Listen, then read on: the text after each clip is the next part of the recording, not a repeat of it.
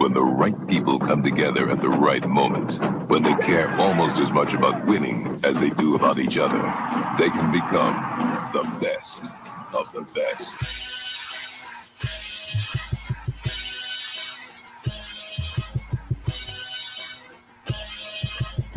Welcome to the Best Soccer Show, the best soccer show in the whole world.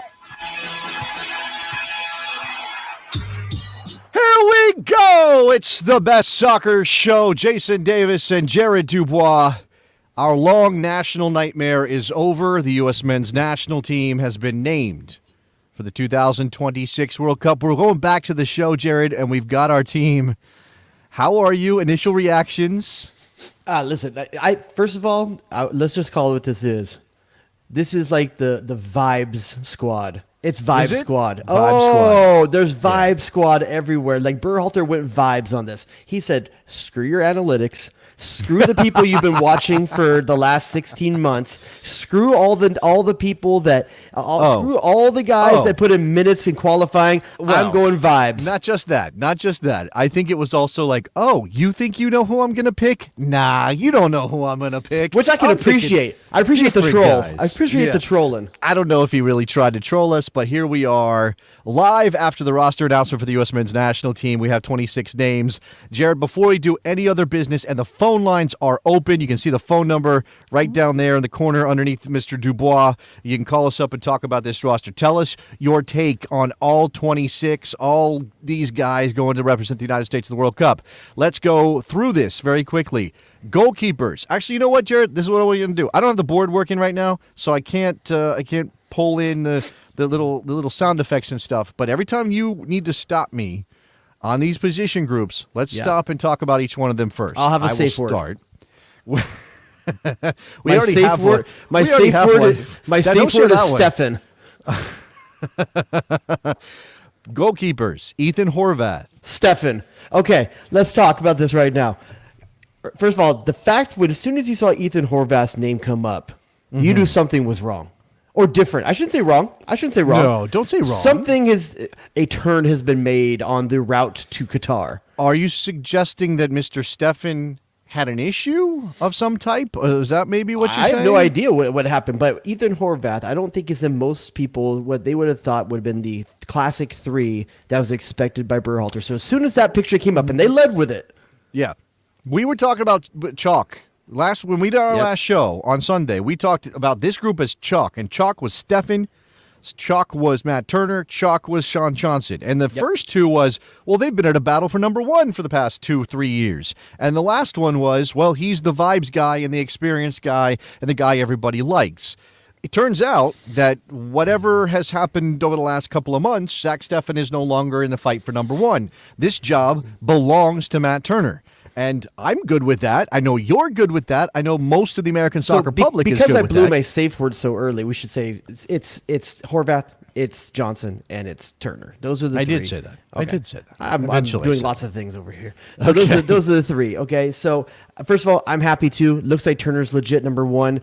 What's really interesting is to see Berhalter. Stefan was his boy. It has to be. He played today for Burrow. There's not an injury. But something here is he hasn't played well with Burrow. That's certainly worth mentioning. He hasn't looked good with Burrow, and I think it's became pretty clear that Matt Turner was the better shot stopper. I don't know, I can't get in the head of Greg Berhalter. It is a weird place up there. I'm not sure I could understand. Can I start an ill-advised rumor? Like a super ill-advised rumor? Could you imagine a being John Malkovich with Greg Berhalter?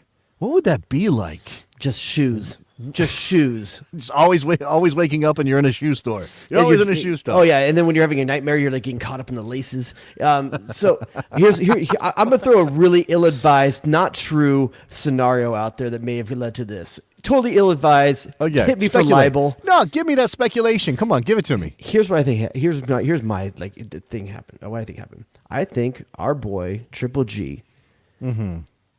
He called up Stefan and said, "Listen, bud, you're not getting the number one. It's going to be It's going to be Turner." And he was like, F that, I'm your guy. And like he said something that made him feel like he couldn't take him as the backup. You know, this is interesting. So Felix is saying that maybe Berhalter's avoiding a controversy and unnecessary questions. I mean, certainly that's something we would be talking about. Is Berhalter going to pick? Is he going to pick Stefan? Is he going to pick Turner? He was back and forth all day. All qualifying long. Maybe he just said, you know what, I can't have the idea that these guys are fighting for the same job at the World Cup. I can't have that hanging over the team, especially if even the team is unclear. And Turner had passed Stefan.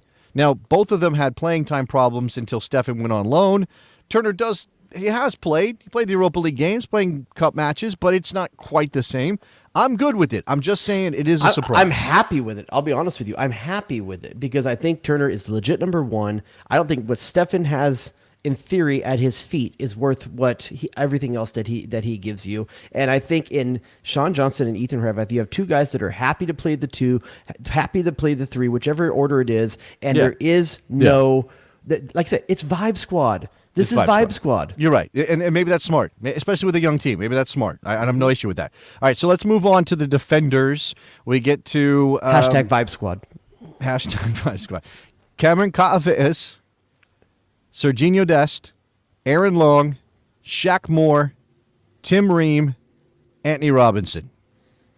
Tell me where you want to go with this one, Jared. Come on. First of all, the surprise here is Shaq Moore. And I know you said you got tipped off of someone on your show today said that they thought that... shout out to Michele Giannone from Teo de Ene, who told me that Shaq Moore was going to make this team. And I was like, oh... Really? That's interesting. Now, once you put a Shaq Moore in, and he's a right back, he's an out-and-out right back. Well, somebody who is an out-and-out right back or fills that role, generally speaking, it has to be out. Turns out it's Reggie Cannon that misses out. After he's been a fixture. Here's another example of hashtag Vibe Squad. Okay, you've got Shaq Moore, and I've been telling you for weeks, if not months. Shaq Moore was going to have a chance for one reason. For one reason, though. I'm not saying I like it. I'm just saying he had a chance for one reason. What's that reason? He plays next to Walker Zimmerman every week. He plays next to Walker Zimmerman every week, and there's something that I think Berhalter... What else can you point to? He hasn't played a lot of games. He played some games, like for over the course of this. Reggie Cannon has been one of the guys that Berhalter has turned to over and over again. I don't think it's necessarily playing next to Walker Zimmerman that matters. I think what matters is that Shaq Moore is trouble going forward. I think Berhalter's putting a lot of his eggs into that width basket. It's a very wide basket, Mr. Berhalter. He likes big, wide baskets, and in this basket, he's got a wide player who can get up the field and hit across. And Shaq Moore showed that with Nashville when he arrived. I don't think Reggie Cannon doesn't give you much going forward. He just doesn't.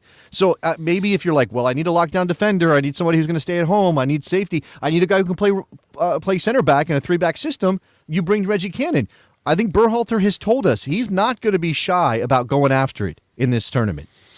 What worries me a little bit is that in not bringing Reggie Cannon, that was your one guy that was pretty defensively solid as a right. That's what I'm saying. That's what I'm saying. You've really gone balls to the wall on this, and your three right backs are Serginho Dest. Defending is a joke to Serginho Dest. He's got no time for it. It's just not worth it for him. DeAndre Yedlin, who has improved as a defender, but is still mostly known for being very fast, and then Shaq Moore, who is a decent defender. I'm not going to put him on he can't defend level, but he's clearly more of an attacking weapon than a Reggie Cannon would be. So again, there is no, and look, again, Jay Lesh saying it, maybe this is to help cover if Dest isn't 100%. But Dest is also the cover, well, Joe Scally's here, right? Did I miss Joe Scally? Or did I go past him? I believe you said it. So. Joe Scally is here as the left back cover, right? Yeah, as well as Dest. I mean, there is an option.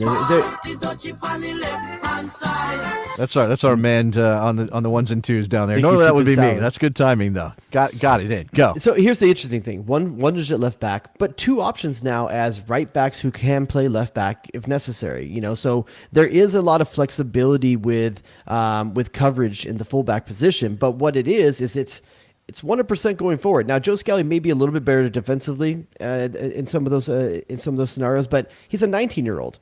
He's a 19-year-old going to the World Cup. Yeah, that's a lot to ask of him. Yeah, but a lot of these guys are young. Again, you said Vibe Squad. I think this is basically like we're so young and dumb. We don't know we're not supposed to be good. Listen, Berhalter did a favor to all the fanboys out there. Like he pulled some meme pics. There's some meme pics in here. There's a little bit of that. There's a little bit of that. Okay, so we've got, I think, again, okay, back to, let's go to center back here, because we talked fullback with Shaq Moore in. Obviously, Joe Scally, we talked about being young, maybe being covered on the other side, in addition to Sergiño Dest playing. Anthony Robinson over there. Anthony Robinson's club teammate, Tim Ream, who really was the meme. I know he's an older guy, and this is a young team, but he really was the meme guy of the moment. Everybody was saying, how could you possibly leave off an in-form Premier League defender when you go to the World Cup? Who do we think we are, Brazil? And sure enough, Berhalter does what most people will call the smart thing, and he calls in Tim Ream. What do you think, Mr. DuBois? I think this is, once again, this is an extension of a Vive squad, is that form, it seems to be a big role of what Berhalter's saying. And it didn't seem like that was the case through a lot of the last few months, is that form wasn't necessary. Okay, Pufok didn't get called in. Let me ask you a question. Well, okay, so there are some players who are in form who didn't get into this team, and I'll come to them later on when we talk forwards in particular. But if Berhalter decided that suddenly he was going to care about form, after he had not really cared about form most of qualifying, and certainly in June and September when he called in teams for friendlies and Nations League and all that, do you call him a hypocrite for that? Or do you say, finally, good? Do you give him credit for it? Because it seems weird to be like, oh my God, Berhalter's ignoring form. And then when he finally cares about form, to be like, oh, now you care about form? Whatever. Calm down, Greg. It's soccer. It's soccer. There you go. Yeah, I think that I reserve the right, first of all, to decide after the fact. Okay, sure. Because, I mean, let's be honest here. We won't know for sure until things happen. But what's interesting is that what I think is in play here is that Berhalter wasn't going to get the tag as the coach that wasn't going to bring a hot hand. I think that's what it is, because he picked. But think of the guys he's left out so far. By leaving out Reggie Cannon, no one's really going to be like, oh, we lost the World Cup because Reggie Cannon wasn't there. Sure. But by bringing Tim Ream, it was you didn't bring a captain of a Premier League. You team can't have it thrown in your face. Hey, you didn't bring in that guy who's played every minute for Fulham and looked good in the Premier League. For sure, all that. And that's the difference between like someone like Mark McKenzie, who would have been an easier pick to bring. And I definitely think that this is, once you get below the first 11 or maybe the first 13 guys, it's a sliding scale. It depends on the player. It depends on where they are. It depends on who they are. It depends on their physical profile. Like, you can't say like, oh, well, he should apply the same metrics to every player. He can't do that. That makes no sense. Sergiño Dest is getting limited minutes at AC Milan and has adductor fatigue. Is he going to say, oh, I can't take Sergiño Dest. He's in bad form and he's got adductor fatigue, and that might limit him. No, he has to take Sergiño Dest. Form gets tossed and there's right alternates out the somewhere. window. I'm sure someone may already have the list of alternates out there. There's alternates out there. He can pick whoever he wants. There is no real list of alternates. There was a provisional roster, but you can pick off that roster if you want to replace somebody a day, at least up to a day before your first World Cup game. All right, so Cameron Carter-Vickers. I went to Sergiño Dest. Cameron Carter-Vickers. I always forget what show I'm on, Jared. For a second there, I thought you were speaking Chinese or something. I don't know what that was. Okay, so and you know, Aaron Long being here is not a surprise, but that will frustrate some people. Were you listening? Were you listening for the crowd as they said Aaron Long's name to see what the reaction was? I think they were mostly polite applause. Yeah, there was polite golf clapping. Aaron's here. Okay, we hear he's off stage, so be nice. Let's go to the midfield again. You guys can call in whenever you want. 717-727-2378 if you want to talk about the roster and any surprises, any players missing that you would have called. Certainly talk about the surprising names that we're going to get to, especially midfield and forwards. Okay, Taylor Twellman teased this on the broadcast, which I thought was okay. I get it, you know, but this is He's a showman. Look at his haircut. U.S. soccer is notorious for doing this thing where they put players in position groups and we're like, no, they're not going to play there. Brendan Aronson is listed as a midfielder, Jared. Is Brendan Aronson going to play midfield for Greg Berhalter at the World Cup? The last time he played for Berhalter as a starter was in midfield. He did, but that was also dictated by injury, was it not? Sure, but also, I think when you look at where he was playing for Salzburg, he was playing forward a lot more for Salzburg. Maybe a little bit of both. He was doing both. But for Leeds, he's been strictly a midfielder. That's what Berhalter's seen him. He was an inside forward at Salzburg. Now he's mainly just a 10. Right? Yeah, I mean, it's I don't know if there's a 10 and a 4-3-3, but yeah, something like that. He's playing the offensive. No. But there could be a role like that if Berhalter does what everybody's been clamoring for him to do, and which would put Brendan Aronson's club teammate in a better position to thrive, and he flips the triangle. Does he flip the triangle, Jared? Is that coming in this World Cup? And leave McKennie what on we've the bench. talked about. No. Not yes, okay, I guess that's If true. you're gonna put the triangle, you need to have Aronson in there. But you can use both of them though. I'm saying you could use McKennie at times and you could use Aronson at times. Aronson's not a starter for me right now. So what you're I saying love is the kid. you want to do an MAM, not an MMA. Sure. No, Is that a ma'am? An You wanna do a ma'am? An AM. We've been playing an AMM. That's a An Adams with McKenzie and Musa in front. M or ma'am or Something like whatever that. it is. No, whatever ma'am. whatever it is. MMA, AAM, AMM, MAM, whatever it is. Now we might play an AMA. Do you think what I'm asking is, do you think that there's any clue in what Berhalter might do with the structure, with Aronson listed as a midfielder, even if we don't think he'll start? I think no. I don't. Okay. I'm not overthinking. I always went thought of him as Galaxy a brain dual for a player. second. Either he could play either position no matter where, and even I tried Reynolds to being do- listed as a forward doesn't tell us anything either. I tried to do a being Greg Berhalter. It didn't work out for me. let's move on. Kellen Acosta, no surprise there. Obviously, depth behind Tyler Adams. Tyler Adams, obviously there, no surprise. Either as the lone number 6 or perhaps as part of a double pivot. Who knows? Luka makes it, Jared. I do have questions about Luka's fitness, but I think if he's even 75%, you've got to bring him. You have to. There's no other replacement for him as depth behind Musa and potentially McKennie. So clean with the ball. So clean with the ball. I mean, the calmness he brings when he's on the ball, as a 60-minute substitution for fresh legs that you don't lose much if you have to pull off one of your starting midfielders. He's really important in that role. We don't know what his conditioning is. We don't know what his fitness is. My question to you is: let's say they get into camp, he's not good to go. Who's the first midfielder off the bench? I mean, off the bench, not in the pool, not on the squad. That gets pulled in. I think probably Malik Tillman. That would I be think my that's guess. Probably the case. Yeah. I think Scored Malik today Tillman's for the guy Rangers. who missed out in this team for reasons I'll get to in a second. So we've gotten up to Luca Della Torre, Weston McKennie in the team, working his way back from his recent injury issue. Hope he's 100%. Let's just all cross our fingers and our toes and whatever you need to do for good luck. Pray to whatever God you believe in. Jared, I don't know who that is, what that is. Spaghetti Monster? Is that where you're at? I'm down for the aliens. Just try. You know what? Here's how you I'm do Team this. UFO. You say, please, higher power, please, dear God, please, universal, whatever you are, Little baby Jesus asleep in your manger. help Weston McKennie be healthy. Okay. I mean, Yunus I'll Musa. find Jesus if it's going to get us a World Cup. Will you? Will you go to a revival style? for- will you go to for a an month? evangelical church? For a month? Will you handle a serpent? Will you speak in tongues? Commit. I don't know Commit. what that stuff you just said means. Okay. All right. People do. Yunus Musa in the team. Christian Roldan. That's the one. I think Christian Roldan is a vibes guy, 100%. He also can play a couple different roles, which I think has utility at a World Cup, even if you Hashtag don't Vibe want, Squad. you don't want to go there. And I think he's the guy that pushes Malik Tillman out of this team. With Roldan in. Yeah, and here's the can't- thing. Here's the thing about Rodan.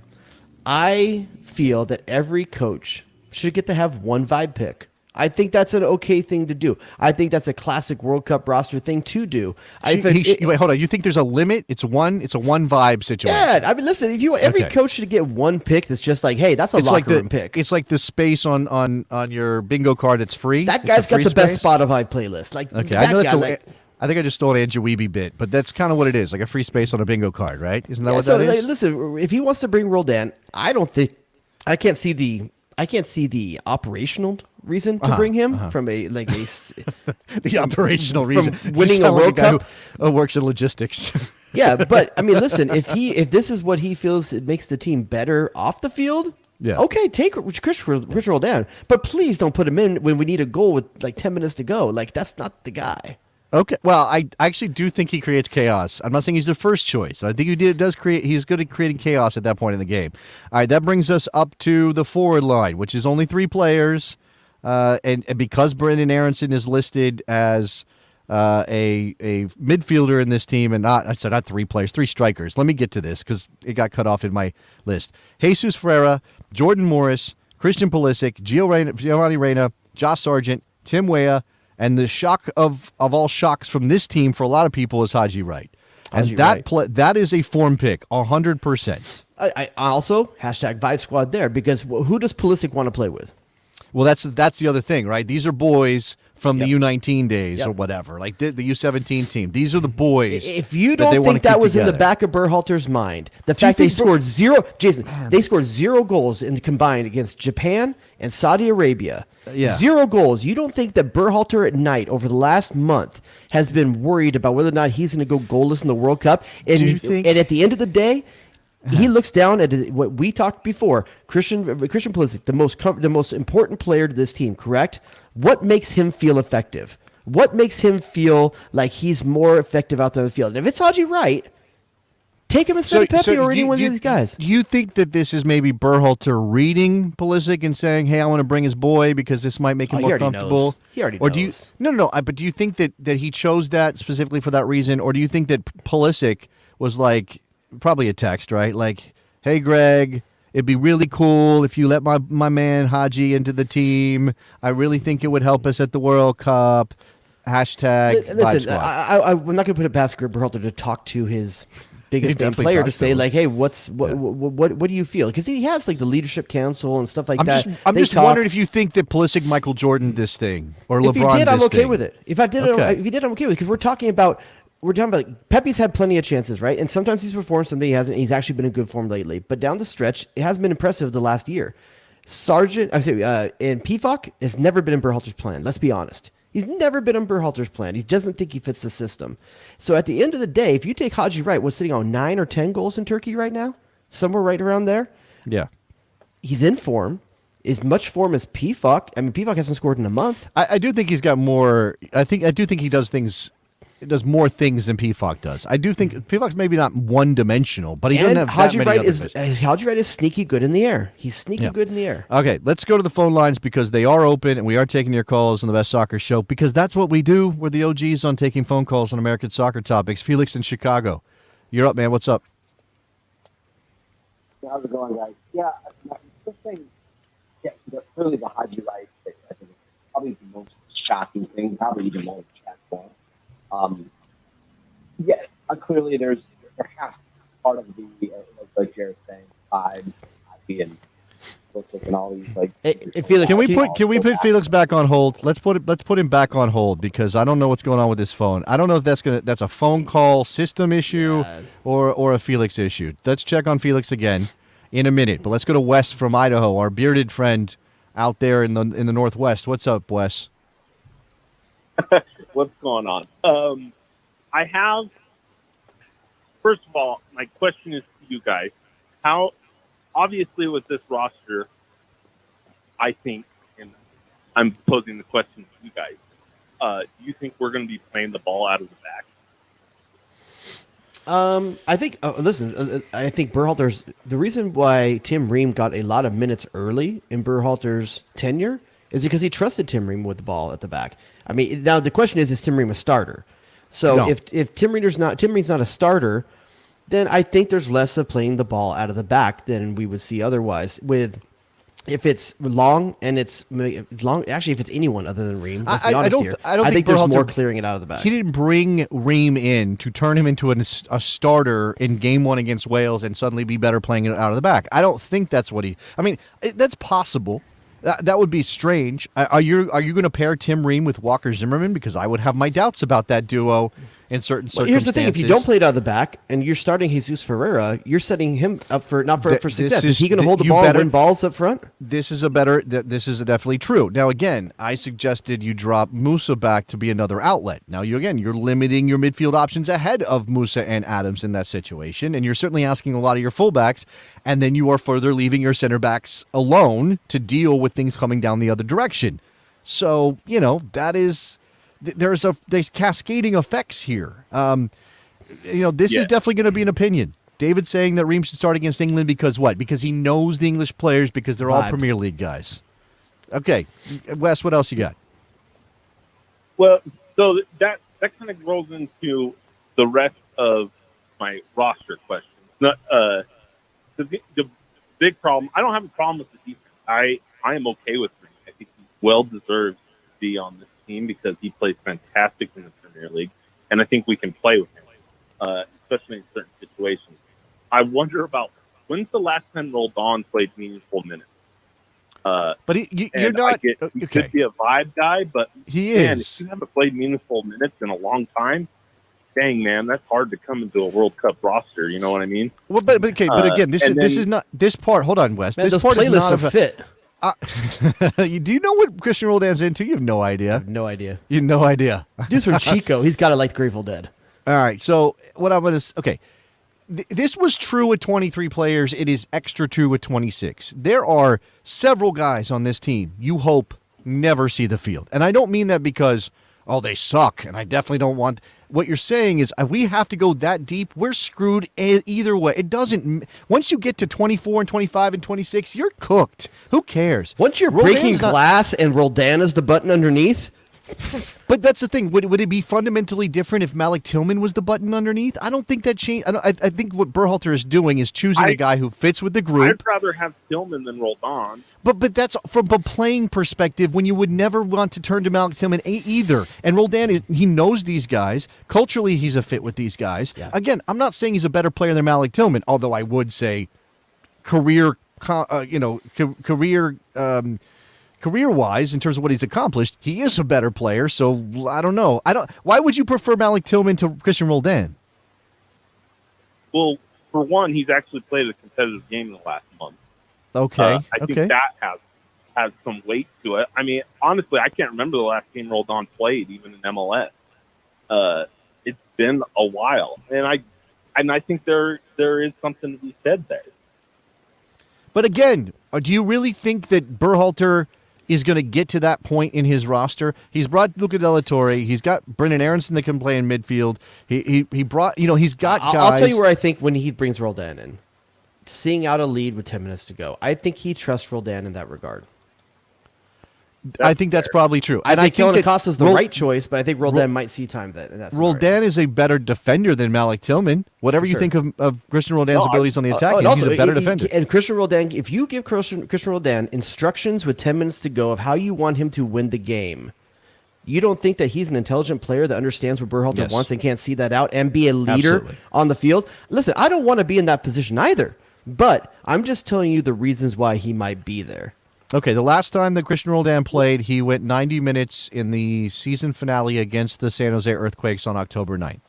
So that's a Okay, month I ago. didn't know that. I thought he was Yeah. interested. Yeah, but he hadn't been back Well, long, though. You're right. No, he was That's a little working bit on back me. from injury. He missed a month and a half between August and September, and then he played 3 games at the end of the year. The first 2 one was the 36-minute substitute appearance in a draw against Cincy. Then he went 75 minutes against Sporting, and then he played 90 minutes against San Jose. But it's not like a big long list of accomplished games.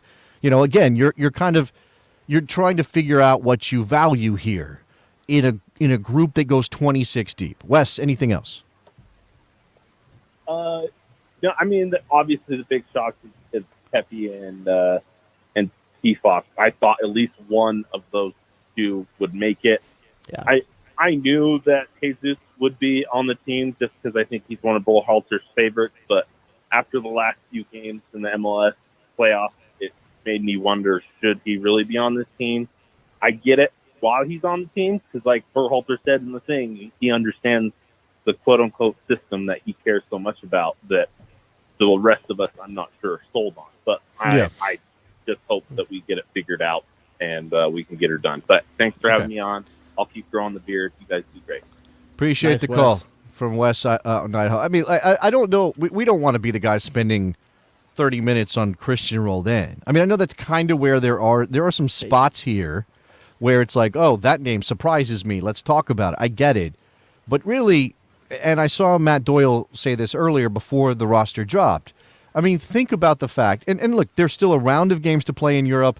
We hope everybody stays safe. Christian Pulisic came out of today's game healthy, right? I know they lost to Man I think City. he had 90 minutes, but I believe he was He healthy. played 90 minutes and he's fine, right? He's safe. He's good. Nothing's Yep. broken. You're like I mean, a mom. aside from missing like an 8-yard shot, Jamming a but kid. other than that, he looked like the most effective player on the Okay, for so Chelsea. I'm just think about this group and think about how little time we had the full healthy group together. I don't know if we did.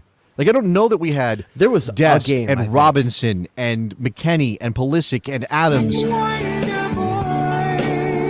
and Reyna. At no point did we really have a healthy Reyna. He made a cameo in Mexico and we all went woo. but we still don't really know. And that's the thing. I know we're going to move on eventually to talking about starters here. You know, is Giovanni Reina going to be a starter? Brendan Aarons going to be a starter? That's a good problem to have, right? We got a couple camp practices to decide. You know, but one more call. Okay, that's fine. But I'll go back to this too. Like when we talk about Reina, Aronson, Pulisic, Weah, how do we get them all? Musa, how do we get them all on the field at one time? Don't be England in the early 2000s. Like they struggled all the time with how do you get Gerrard, Scholes, Terry, and all in the field. You don't. They've tried to find ways to get all the big names on the field, and they sucked when they put them all together. Find the combination that works. Don't worry about the names. Yeah, right. I don't, and that's the thing, though. I mean, again, these guys aren't. There are some good players who are going to be on the bench, which is a good problem to have. They're not interchangeable with the players that they would replace in the lineup, which changes the way the team plays. So, and it's not to say that that won't be better. I think you could argue that having Brendan Aronson somewhere in the team with that pressing he does and just how disruptive he can be, that's a good thing to have on the field. Okay, where do you fit him in? And do you have a cascading effect through the rest of the team that you now have to account for? Right? I'm just saying, you have to consider. I'm not saying that Brendan Aronson should be on the bench all the time or that Giovanni Reina shouldn't start. So there you go. Let's talk to Giovanni in Riverside, out in your neck of the woods. That's right. What's up? What's up, IE? Hey guys, how you doing? Hey, so I was listening to you guys talk about Roldan. I was listening to you guys talk about Tillman, and I gotta say, man, my biggest shock was again Roldan and Morris and Pepe. And hear me out, guys. If Greg Berhalter was just taking Roldan, just sit on the bench, wouldn't you rather have a person like Mihalovic sit and experience that with the rest of the team? Because who knows if they're going to make it to 2026 with this core group? That way he has experience with them, he knows how to play with them, he knows how they act, both on the field and off the field. It'd be more of a benefit to them rather than Roldan, who's just a locker room guy. Oh, tell me, Giovanni. Tell me, Giovanni. How does Mihalovic contribute to the vibes? Well, that's like turning around. Okay, he's a great player, right? He's a midfielder. He's a central midfielder. Now, I prefer myself, based on my opinion, I prefer someone that knows how to create role to be young and know the game, as opposed to be older, such as Roldan, who's going back to the other guy's point that was right before me, who hasn't. He's played, yes, he has played, but he had a stand-up performance to merit his call-up. He's Greg Berhalter's guy, so how is he actually benefiting to the team? I don't know. I just don't see it, guys. They really, really don't. And it concerns me that he's going as opposed to somebody else who's more energetic, young, yet is inexperienced, but can contribute more as someone who is newer, who's a fresh face. I think there are a couple of traps that we're falling into. One of them is thinking of all of these players as potential starters and then putting them in that box, right? That's a trap because these guys, many of these guys, have roles that are going to get nowhere near a starting lineup. Christian Roldan comes into a game at the World Cup. His job is not to, play for an hour trying to set up chances, trying to help recover the ball. His job is either going to help to close things down when you have a lead or as a disruptor, as I said, which isn't necessarily about does he have the ball, can he find the pass, can he open up the space. There are other things he can do to be effective. I'm not saying I would pick him. I'm simply saying that when we think about the way that that Berhalter picks this team, and again, this isn't to make excuses for picking the wrong players. I just don't know that we can know all these guys are the wrong players over somebody like Mihalovic. And I think it's wrong to get into a trap of Roldan versus Mihalovic because they are so different, Jared. If you're looking for something off the bench to change the game on the attacking end, which is what Georgi Mihalovic would do, and I like him a lot. I think I would take him. Brendan Aronson's going to be there on that bench. Sure. Giovanni Reina is going to be there on that bench, right? You don't have to bring another one of those guys. You might need a closer. You might need a guy who hustles. You might need a physical guy to take somebody out and eat a yellow card. Like, you might need that guy. I think what you're seeing is similar to why Scally and Dest, like, there's a lot of duct tape guys in this thing here. Guys that can do a lot of different things.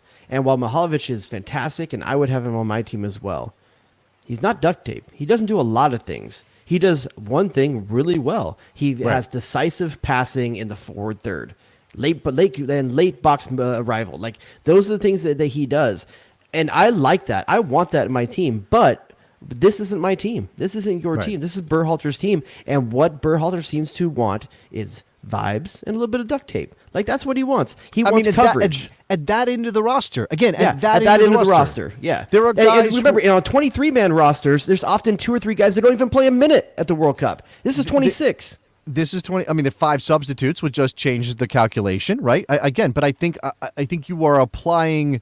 You're applying different tools at different times. I mean, again, whether you trust Berhalter to do it correctly at the World Cup is definitely an open question.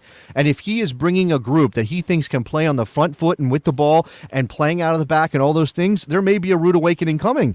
There may be one. I don't know exactly. Let's go to Scott from Texas who wants to jump in here. Scott, go ahead. Hey, I've got a question about Berhalter. Before every World Cup, I always go back and watch all of the players that are going into the World Cup, their highlights, and I always like to think, okay, the World Cup, this is their player at their best. Like maybe the stars will align and they're gonna do great, But what games of Berhalter's that he's coached should I go back and revisit to regain my faith in Berhalter? Should it be like a U.S. men's national team against Mexico in the Nations Cup, or is it like one of the games he coached in Europe? No, Scott, it's harder than that. It's harder than that, Scott. You have to go pay someone to go put together second halves of games a number of different times. Right. Because the guy's a good second half coach. No, I know, but go watch the game against Mexico and Cincinnati in qualifying. Yeah, that was 2-0. That's the dominant game. The whole time. They were on the front foot. They were handling Mexico. They never looked like they were losing control of that match. They found the goals. Goes back to the struggle with the. Okay. He needed to make changes in order for the goals to come, right? They got the goal from Pulisic off the cross from Weah, which is why Weah needs to be in this team, because he can create those moments. And Pulisic as a substitute in that game, and he got a goal from Weston McKennie that was a decent build-up and then a flub at the back, a poor clearance from Mexico that fell back to McKennie. I'm not saying they were, examples of wonderful soccer necessarily, except for that first goal, but there's some good things there to hold on to. This goes back to why in my brain instantly went to Mexico games as well. Cincinnati, the Nations League, Gold Cup, even Azteca, Mexico was a good performance for the U.S. But that's where my brain goes to, is the Mexico games. And that goes back to one of my fears for the World Cup. The USA doesn't play well against teams that put in a low block. Wales is going to put in a low block. They're going to play defensive. Are they going to play in a low block? No, how did they beat Ukraine? I know they do, but that doesn't necessarily mean they play in a low block if they want to try to hit you in transition. They're going to play defensively. Is that a better way? They don't want to. They're going to play. They're comfortable playing in their third of the field. Attempt to absorb pressure. I don't know that they're going to play with 10 men behind the ball or 10 men in their own half. I just think that they're probably going to play mostly defensive. I think that is fair to say. I think the USA is potentially going to struggle against that in that first game against Wales, and so that is the scenario where you want the option of having a Mihalovic or something like that. But like I think it was Felix put a little bit ago, like if you have Mihalovic and Reyna both on the bench, which one are you going to choose? You're not bringing. You're going to choose for Giovanni Reyna. You're bringing Reyna in. Yeah. So I get it. There's a reason to have some of these things out there. But to answer Scott's question, I would go back and watch second halves of a lot of the games in qualifying. Berhalter is decent at making adjustments, but the problem is he gets himself in a foot into the hole. He does. The first halves of he games. Does have a tendency to do that, right? And there is concern there. By the way, Jordan Morris is a name that's going to raise some eyebrows for a lot of people. Hasn't exactly been at that MVP level form we saw last year before his injury. Still a pretty fast player. Here's something he apparently said during after the announcement today. Jordan Morris mentioned tonight to the media that he is open to playing any position that will help the U.S. men's national team, but confirmed that he's had conversations about potentially playing striker at the World Cup. And the strikers are what? Nick, what? I just love that Nick. I just ruined everything. For people Nick's on the so mad at podcast, me. you're never going to know, but people on YouTube, Nick was sitting there shaking his head at that comment, and he ended up like, you got to see true Nicky Soup and Salad right there. Is it the comment or the fact that I put the overlay up and then he was there? No, Nick was there, and then he's shaking Okay. his head like, I can't believe Morris potentially playing striker for us. Well, okay, again, I'm not saying that. Okay, I keep saying that. That's my crutch. I'm not saying. Jesus Ferreira is going to play minutes. Yeah. We know that, right? Josh Sargent should play some significant minutes. Haji Wright is there as your curveball Your Wild change card. of pace, different kind of player, which we argued Berhalter needed. We thought he was going to bring three of the same kind of guy. True. He didn't do that. He said, sorry, Ricardo, your time will come. Ricardo Pepe's 20 years old. Haji Can I point that out? Haji Wright is a 9. Haji Wright is a classic 9. So he brings a classic 9. That if you do have an issue, if you are 3 deep into your striker pool and suddenly you need somebody else, Jordan Morris can play there. And here's why the comment that Jordan Morris that we just put up makes a little bit of sense. Haji Wright, you brought a true 9. True 9.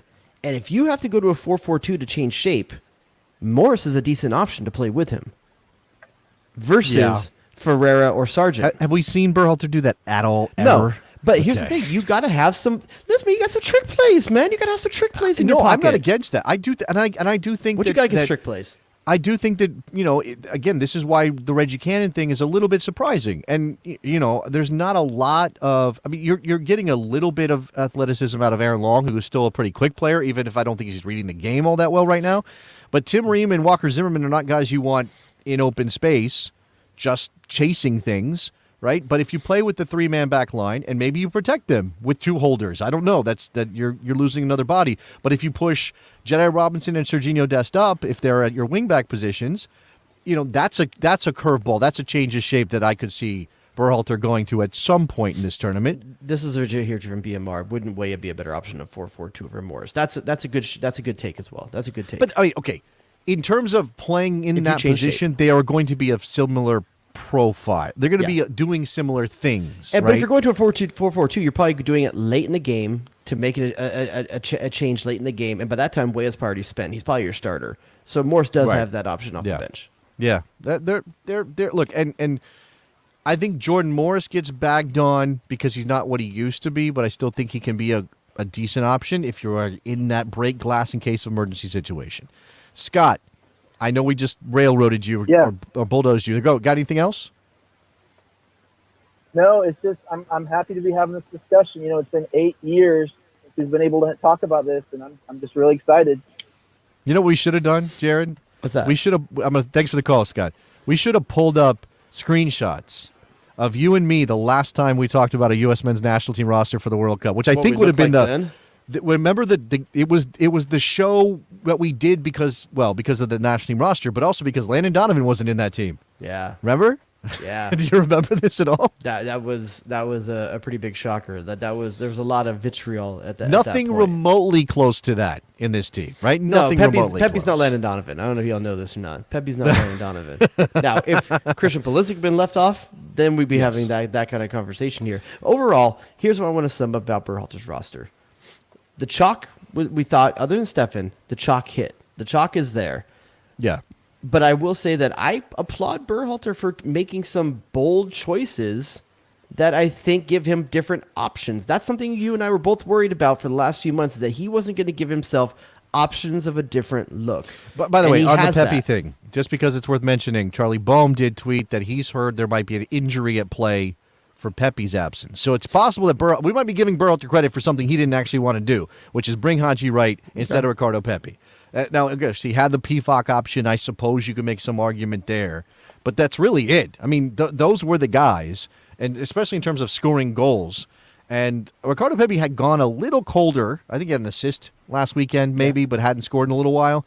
He is playing in a league that flatters strikers. We talked about that. It's fine for a young player to go there to get confidence in the Eredivisie. I don't necessarily know that, we can use that as evidence he'll be good at the World Cup. Quick question for you. 9 goals Eredivisie, 9 goals in the Turkish Super League. Which one did you rate more? Ooh, what does the UEFA coefficient say, Mr. Dubois? I would take Turkey. I think I would take Turkey, too. I think I would.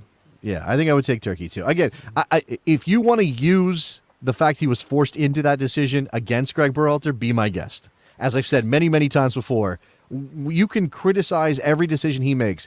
The proof is going to be in whatever happens in Qatar. If they go 3 and out, if they lose 3 games and come home with their tail between their legs, no choice he made is a good choice. I would have loved a camera on Haji Wright when he got the call and it had Berhalter's number, and he's like, this is the call to tell me obligatory, hey, you didn't make it, and it's the other way around. Can you imagine that feeling? They recorded all the Brazilian guys getting their calls. One guy used the opportunity to propose to his girl right after he got the call for the Brazilian World Cup team. Who's going to say no on camera? I mean, that's the thing. You put the girl in a real tough spot if you're doing that. Happiest day of my life. Don't ruin it. I just got called up to the most famous national football team in the world. Also, will you marry me? And now you're on camera and everybody's watching. I would have gone for that. I would have gone for Haji. You think Haji Wright might have let one go? I think he might have let one go. I think he might have let one go. He's from California. He's allowed to. We're sensitive out here. Is that what that is? You're sensitive, We're man? super sensitive. I think it just in By the general, way, it's okay. LA Galaxy Academy has a person on the World Cup. I'm happy with that. All right. I mean, there was some talk when I was reading Brian Strauss's piece at Sports Illustrated today before the roster dropped when he was just talking. There could be five. The cover story. What?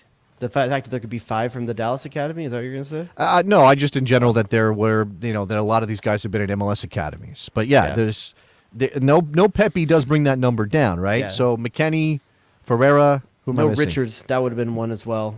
Richards would have been there, yeah. Yeah, I think Absolutely. there's only 2 right now. I think did we go down to 2? So I asked about UEFA coefficients, and Jackie hooked us up. Netherlands is 6th. Super League is 12th in the UEFA coefficients, Jared. What the hell does Does that mean? make a difference? What does that mean? That means you waive in terms of I international haven't thought about a competition. coefficient since junior year of high school. Okay, but here's what it means. Then, with all the teams playing each other in international competition, you Yes. earn points. Yes. And then they rank the leagues by how well you do against other leagues in international or in European competition. Okay. The Premier League is usually number 1, and then you're talking La Liga and Bundesliga and Serie A, and obviously France. And then there's a drop off, and Belgium's in there, and maybe I'm missing 1 or 2. And number 6 on that list, just below those big 5, is the Netherlands. But number 12, and Ajax mostly carries that weight, by the way, let's just be honest about But it. here's the what I was Number asking 12 though is Turkey. Like that's just taking. I'm asking just to take the offense into consideration. Goals scored. How much easier is it to score goals? I know. You're talking about I'm the not- level of play. I'm saying, well, the level of play relates to how well they defend, which relates to how hard it is to score a goal. I also Which think that is you're playing depending. far more hostile environments in Turkey than you are in the Eredivisie. That is absolutely true in almost every case. Yeah. Yes. So Yes, listen, absolutely. I like the Haji Wright pick. I like it, man. I like that. There's a couple meme picks. There's Vibe Squad picks out there. I have a question for you. Okay. Now, having gone through this roster, and I can go through it again if we need to just have a refresher. If we rewind, if we get in a time machine and we go back to, I don't know, not the day after Cuba, we were still crying at that point. Like, it was just too painful. But let's say a month after Cuba. Okay. And I said, hey, give me who you think is going to be on the 23-player roster for the World Cup in 2022 if we make it. Would I have picked any of the players that are there right now? How many of these guys would you have gotten right? How many? Yedlin? Yedlin and Pulisic. Pulisic. 2. I might have had McKennie on my radar at that point. Would you have had Kellen Acosta back on the team? Because he was on the team in 2018 that failed. I don't know that I would have. No? I don't know that I would have. I mean, that kind of guy does classically last. That the defensive midfielder. They play longer. They play later. And they stay more valid longer. Man, I think Pulisic, I don't think Gio Reyna even knew. He was like 14 or something at that point. I wouldn't have been Yeah, there. you had no idea how good he could play. I would say, All I right. would have said Yedlin, I would have said Pulisic, and maybe there's an outside chance because just knowing that McKennie was up and coming. It's You even just knew then he was up and coming. unprecedented. I mean, I know that we don't want to give Berhalter a pass, right? Like, oh, this team is so young, and therefore if they kind of bum out of the World Cup, it's fine because they're learning. I know we don't want to do that, but it's just unprecedented how much turnover. And some of this is like that lost generation thing where there's a big gap between this group and the older group. Yeah. Certainly Bruce Arena is part of this because of who he picked to be in that team when they lost to Trinidad and Tobago. Obviously, Klinsmann has a hand in all this. But listen to this team, okay? I'm going to tell you who was in the group when they lost to TNT and Cuba. Are you ready for this? Yeah. Okay.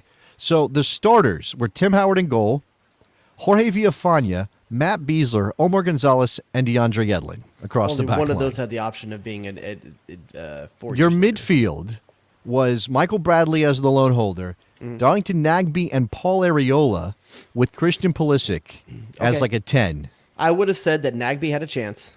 Right. Though. Yeah. Not knowing at that time that he did want. Areola was very young then. Areola would have had a chance, and also as a Galaxy product, I would have probably been at Areola camp a little bit. Okay. So I maybe would have said those two guys had a chance, and we were Mhm. right You're about Areola. starting- He had a chance up until this week. Your starting forwards in that game were Bobby Wood, Robert Wood, and one Josie Altidore, which, he was going to age out eventually, which did happen. On the bench, Deuce, Benny Feilhaber, Jeff Cameron, Graham Zusi, Alejandro Bedoya, Chris Wondolowski, Brad Guzan, Nick Raimondo, Tim Ream, Kellen Acosta, Dax McCarty, and Run DMB himself. There's a lot of guys that are retired now out of that There's list. a lot of, and that, look, that's time. That's how that works. But it's also interesting that there But weren't 4 more. years. There's not always a lot of guys in 4 years that retire at that rate. That shows you how many guys were having to be forced to be a part of this still at that point. Right. Yeah. It is. Wow. Back and forth on the Ricardo Pepi thing. Whether he's hurt or not, Charlie Boehm saying he may be hurt. Roger Gonzalez of CBS, according to Clayton, saying that Pepe's camp is super pissed he was not called.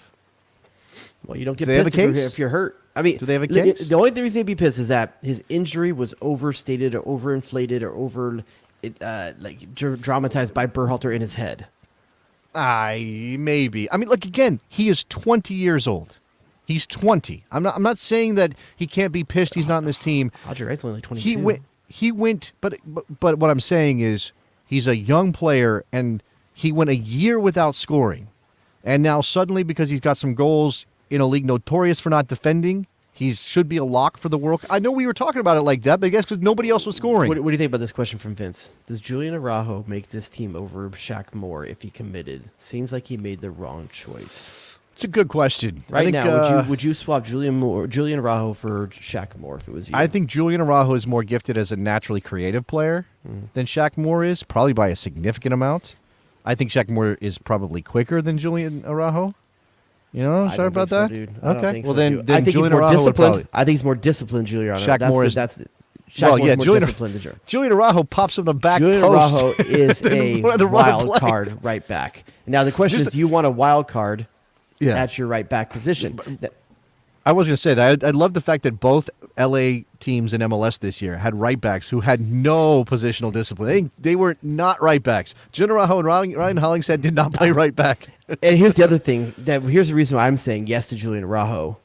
Who's bringing the hair dye game? Oh, Yedlin can bring the hair dye game. Yedlin still. already had. Didn't he have it? in the pictures? Yeah. I apologize. Yeah. I thought we were going to be a significant lack of hair dye. Is hair dye allowed in Qatar? Can you have it? Only certain colors if you're a male. I Can think. it be like a rainbow of colors in your hair?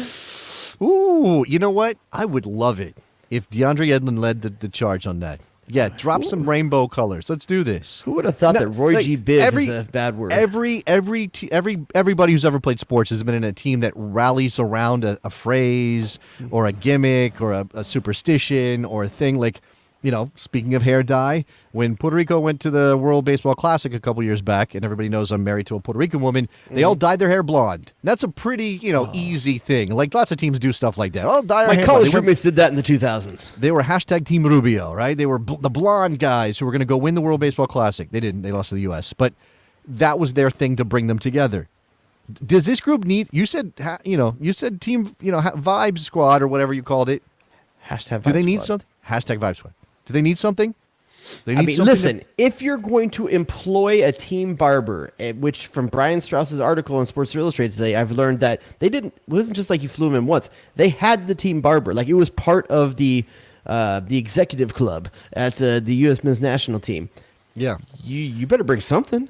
You better I bring think- something. And it by better the not way- be like cornrows on like Beckham style. Like it's got to be better than that. No chance. Yedlin can pull off the cornrows, but Oh, I don't for think sure. anybody else. I mean, well, some guys could maybe do it, but you have to grow it out. It's a whole thing. But what I was going to say is nothing speaks to the whole building a culture thing. And Strauss's story also included a note about how 4 guys came back at 4 a.m. and broke curfew, and Berhalter didn't come down on them. He had a team meeting and said, "Okay, what should our curfew be, guys?" And they were like 2:15, and he was like, "Sure, let's do that." That was shocking. But then when I heard the rationale, I was like, oh, it kind of makes sense. I get it. Okay, I get it a little bit.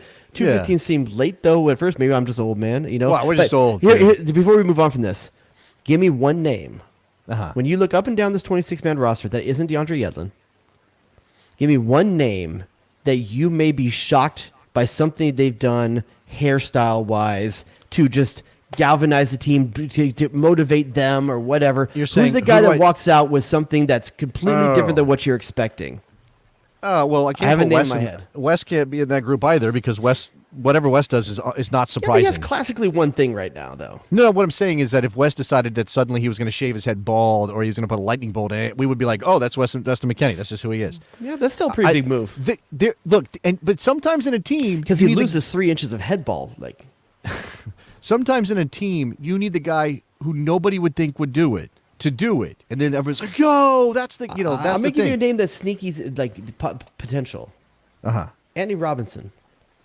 Yeah, he could do something, but I that can flat see top is iconic at this So point, good. right? It's Bobby beautiful. Brown on It's a the left beautiful left thing. wing, man. It's very good. I'm saying, like, I know Tim Ream's got the long. He's still rocking the long hair? Is he still tying it up with the ponytail and all that? Yeah, he's got super samurai. What if Tim Ream came out bicked? What if he decided to do that? Dude, what if that's the source of his power, though? We can't take that chance. You're saying Tim Ream and Samson have something in common. You, Look, you know it's Samson? working You didn't read for him. the The Bible. longer his hair has gotten, the better he's gotten. Normally, you That's a know me, good I'm point. not. And plus, can you tell the difference between Walker Zimmerman and Tim Ream from a distance? If like from a wide camera, They're angle? both rocking the ponytails, right? Can we Can go double dual ponytail? Can we go dual pony? Is that allowed by Qatar? Do they let dual ponytails? I mean, I don't know. Are men allowed to have long hair? I would guess yes. I I'm don't think lost on that what's is allowed. seen. I don't couldn't think tell that's you. seen as a problem over there in Qatar. We should be Do you careful. think just Let's real not- quick? Do you think a player comes out at the World Cup that hasn't come out yet? This would be amazing if Walker Zimmerman came out like Bart Simpson. That would be the greatest thing. Like a Oh, punk I was, rocker. I was picturing like punk rock Liberty Spikes. I thought that's what you're I'm talking saying. about. Okay. Yeah, something like that. But there's, Do you think a player takes this opportunity to come out at the World Cup? A player that has not come out. Do you think someone does that? I don't know. Sorry to take Gary- a right turn, but it's just interesting to me. You mean across the whole 32 Across the whole, teams? yeah, Sorry. across the whole 32 teams. Gary Lineker has kind of publicly said he hopes somebody does. And he says Yeah. he knows of some players who have chosen not to come out yet, and he kind of hopes they use this stage to do it. I'm just gonna. I don't think it's gonna happen. If you're a I don't teammate think of it's that gonna happen. person, are you worried about that being distraction? Probably. And I think that's why it's not going to happen. Some players are going to think, man, this would be a great time to come out, make a statement. First of all, it's not necessary for people to have to come out publicly and make some big statement. If you don't want to do that, it is your life. You can be a private individual. You don't have to come out to like the world. You can come out to your friends and your family and handle your own business. So I don't want to put any pressure on anybody and make them into like, oh, you have to set the, it's like with the NWSL. Oh, these women have to be examples for girls everywhere. No, they have to be soccer players, period. Now, don't commit crimes. Don't be jerks. Yeah. But otherwise, do whatever you want to do. Live your life because Yeah. that's okay. I agree. Listen. It's going to be a raging fire festival of a shit show out there. So like, Have you seen the pictures of the shipping containers? Have you seen I it? like. Okay, here's the thing. I know you I'm said on it, you record said saying it. like, listen. I like it from one standpoint. For people that haven't seen, there's like shipping containers that have been turned into housing for fans. It's like a little village of them. They got nice little topiary trees in front of them, but they're shipping containers. I mean, they're But wouldn't topiary you- trees like you went to Home Depot and threw a bunch in Yeah, your truck. but and put wouldn't them- you rather have that than all the vacated buildings and stadiums sitting in South Africa that No, serve I- no purpose? Okay, so if you're just gonna ignore the whole thing about Qatar getting a World Cup, and you just want to talk about like this is a more efficient way to house people at a World Cup than building a bunch of hotels or building a bunch of yeah, fine. I don't disagree with you on that. I do think $200 a night, and people are talking about like $6,000 for the turn. Yeah, if you're going to stay the entire time, it does cost you a good amount of money, and $200 is not cheap. I'm not suggesting that it's cheap. For fans who have been spending, saving for 4 years to go to the World Cup. It just doesn't look good. It looks Yeah. busted. And they got the little turf field for people to play pickup games, and I could see a seam, Jared. That thing was like this. That's where ACLs go to die. Somebody's blowing out an ACL in Qatar, and that would not be fun. That would be terrible. We're at right now, what, 2 weeks? Roughly 2 weeks from the opening games. 12 days for the United States as of today, if I remember correctly. It's coming in hot. We got one fixture left for most guys left beforehand. Yes. The biggest thing that can happen right now, biggest thing to watch for over the next 12 days, make sure guys are healthy. In my head, I'm already thinking, what are the backup players if some guys get hurt? God forbid, like something happens. So Hold on. Don't put that into the universe. Do not. you gotta be I know realistic. you don't believe in Berhalter's got a list. You don't believe in God, but don't mess with the karma, dude. Don't be like, Christian Pulisic goes down. Who are we turning to? No, I don't want to think about Giovanni it. Reina. Don't, man. What is wrong Brendan with Aronson. you? I'm okay with that, God, actually. this is I'm why okay with them doing this starting show over from Pulisic. two different coasts is tough because I'd like to reach out and slap you. Why do you got to do violence, man? You're right. I shouldn't take it to Don't that choose place. violence. We're happy. The United States has a Listen, team for the World Cup. overall, you're going to rate this roster 1 to 10 of what you thought the worst could have been, the best he could have chosen. What's your rating on where this ended up? I will give it. Assuming no injuries, that all this was just his picks. Well, I'm just going to ignore the possibility that Pepe was an injury absence and not a. I'm going to say it's an 8. I'm kind of there too, man. I think it's an 8. Like Trouble Man 72, he agrees. He gives it an 8. I think it's an 8. What would you thought you would have rated it beforehand? I thought we might get a 6.5. Dude, that's exactly the numbers lucky. in my head. Like, Yeah. I really think that he's overshot. I think honestly either we didn't give Berhalter enough credit or circumstances made him to a position where we looks like he gets credit. Can we bring in Mr. Soup and Sausage and get his opinion on this too as well? Now I know Brandon Vasquez did not make the World Cup roster, so he's very crushed. There's no Cincinnati representation. Matt Miazga didn't make this team. I saw some people clamoring for Matt Miazga with all the injuries at center back. Hey, Matt Miazga made sense. You Matt the one Miazga? that He definitely helps. Matt, he's this. It's Diego Lainez that is this. Yeah. By the way, Mexico. Right, they're making some weird choices too. Tell me, Nick. Go ahead. Yeah, I'll say 7.5. Okay. I don't want to be same as you guys and pick an 8, but Is there any? I was very happy that he didn't pick Zach Steffen. I've been on board with him being a 1, or Turner being a 1 all along. I thought you have a good argument for why Zach Steffen shouldn't be the number 1. I did think he would at least be in the team, and I know you also hate him because he was a Columbus Crew Here's the only player. thing that makes me nervous because I agree. I like the fact that Zach Steffen is not there, but knowing that Turner's just freshly coming off an injury, you don't have that other legitimate 1B that Steffen was in this team. I don't think I would hate it if Ethan Horvath had to play some minutes. I mean, you don't want him to. You want the one goalkeeper running it out, and Turner's the best shot stopper we got. And we were arguing this back in the day. If Berhalter thinks that Steffen's better with his feet, Matt Turner keeps the goals out of the net better than Zach Steffen. That's what matters. That's what we care about. So there's that. And makes less gaffes. Like sometimes Zach is his own worst enemy on some of the choices he makes. I go back to that, but yeah. Well, but I mean, I go back to that qualifier in Columbus. First minute, Steffen comes storming out to do some sort of head ball clearance, and the next thing you know, the ball's in the back of the net. I'm like, happens. Yep.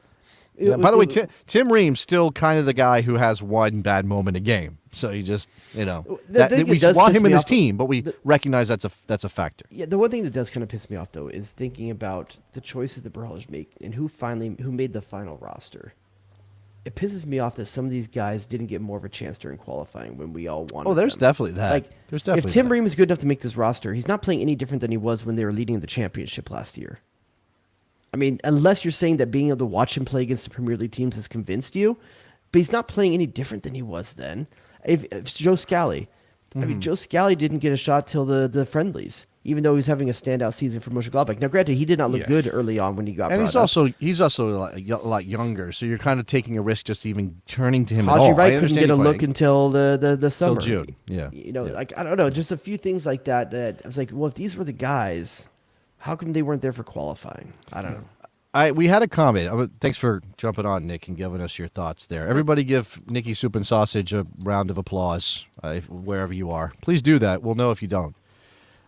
Somebody mentioned, we'll close out with this. Somebody mentioned that EA Sports did a FIFA 23 simulation I saw of the World Cup. Did you Which see has it? predicted the winner correctly the last 3 times. 3 times. Okay. Now, I talked about this on my show, and I was looking at a graphic, and I'm assuming this is also what we're talking about here in the chat and everything. I don't think it's accurate in who plays whom in the knockout stages. Like, I think it just gets it wrong because they have Argentina and Brazil in a final, and that's impossible. Like, it's literally impossible because they will both end up on the same side of the bracket no matter if they finish first or second in their groups. I would love for there to be an Argentina-Brazil final. That would be amazing. That would be the most, one of the most hyped games in the history of the World Cup, the history of world soccer. I will say, though, on the good side, that they have the United States going to the quarterfinal and losing to France 1-0, and Christian Pulisic scoring 5 goals at the World Cup, Jared, which is like, whoa. Is he playing a different position? I don't know, man. They've got him going off. Is it possible? Is it possible? He'll score 5 goals? Yes. possible, but extremely unlikely. Is it possible the U.S. makes the quarters? I would give that a more. I would say there's more likelihood of the U.S. making the quarters than Christian Pulisic scoring 5 goals. If I remember correctly, the way that they have this playing out, I'm opening some tabs here, so if I have sounds, my apologies. But the way they have this playing out, it looks like they have the U.S. winning the group and England finishing second, because the United States gets Senegal. And I think the presumption is that the Dutch are going to win Group A. So if the U.S. is playing Senegal in the round of 16, then that must be the second-place team out of Group A, and the United States would have to be the first-place team out of Group B. They still think Rob Green is the keeper for England. It's an unfortunate error on FIFA.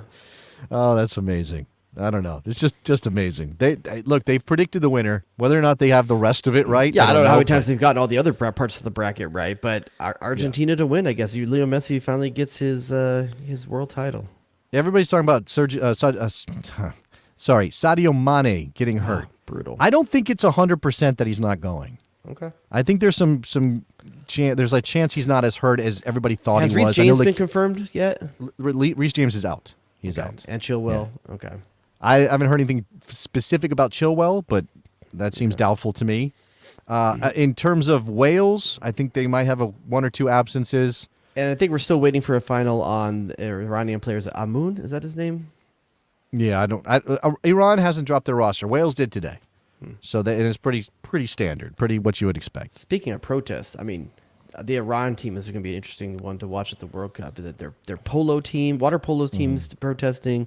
Their beach soccer team is doing. There's a lot of low. If you're talking about the psychology of that, it could go it could go either way. It could be like a thing that pushes them forward to do big things at the World Cup they weren't supposed to do, or it could pull them down because there's too many distractions and stuff is crazy at home. Osman, that's the guy's name.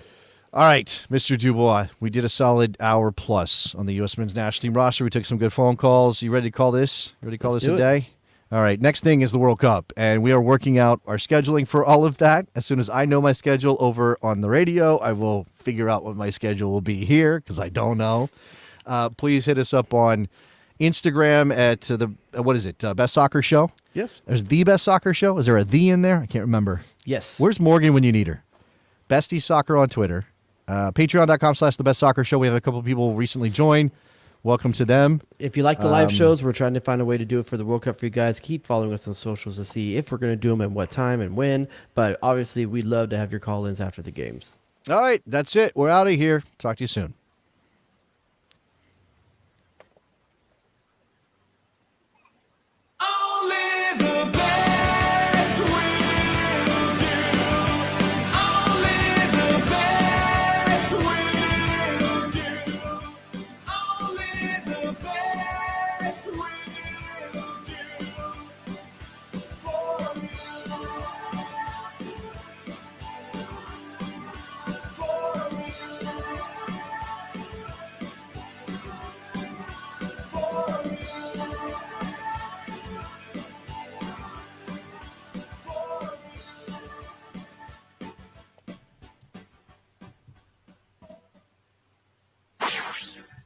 Jay Rodius.